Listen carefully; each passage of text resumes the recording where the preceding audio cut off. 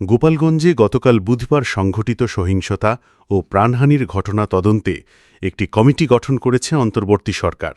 আজ বৃহস্পতিবার প্রধান উপদেষ্টার ভেরিফায়েড ফেসবুক পেজে দেওয়া এক সংবাদ বিবৃতিতে এই তথ্য জানানো হয়।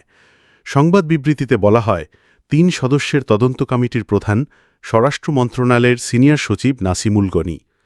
কমিটির অন্য ২ সদস্য হিসেবে থাকছেন ২ জন অতিরিক্ত সচিব। তাদের একজন জনপ্রশাসন মন্ত্রণালয়ের, আরেকজন আইন ও বিচার মন্ত্রণালয়ের।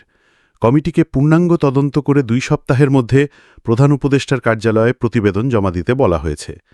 সংবাদ বিবৃতিতে বলা হয়, অন্তর্বর্তী সরকার ন্যায়বিচার প্রতিষ্ঠা ও জনশৃঙ্খলা বজায় রাখার প্রতিশ্রুতি পুনর্ব্যক্ত করেছে। যে কোনো বেআইনি কর্মকাণ্ড ও সহিংসতার জন্য দায়ী ব্যক্তিদের আইনানুগভাবে জবাবদিহির আওতায় আনা হবে।